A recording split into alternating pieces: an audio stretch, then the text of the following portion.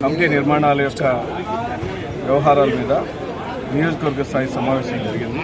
సమావేశం యొక్క ముఖ్య ఉద్దేశం ఒక్క తాడికొండే కాదు, రాష్ట్రంలోని 175 అసెంబ్లీలో పులివెందులతో సహా పార్టీ గ్రామ వార్డు స్థాయి వరకు నిర్మాణాన్ని ఒక క్రమ పద్ధతిలో క్షుణ్ణంగా స్థిరంగా మాస్ బేస్ నుంచి క్యాడర్ బేస్ పార్టీగా నిర్మాణం చేయడం కోసం వైఎస్ఆర్ కాంగ్రెస్ పార్టీ శ్రేణులు విశేషంగా కృషి చేస్తారు.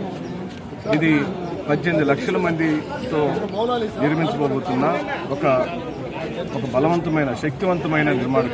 భారతదేశంలో ఏ రాజకీయ పార్టీకి ఇంత బలమైనటువంటి నాయకత్వ గణం లేదు.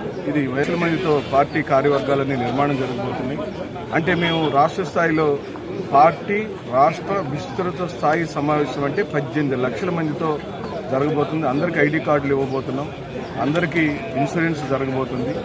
ఇక జగన్ రాష్ట్ర వ్యాప్తంగా 175 నియోజకవర్గాల్లో కూడా పార్టీ గ్రామ స్థాయి బూత్ స్థాయి సన్నాహక సమావేశాలు.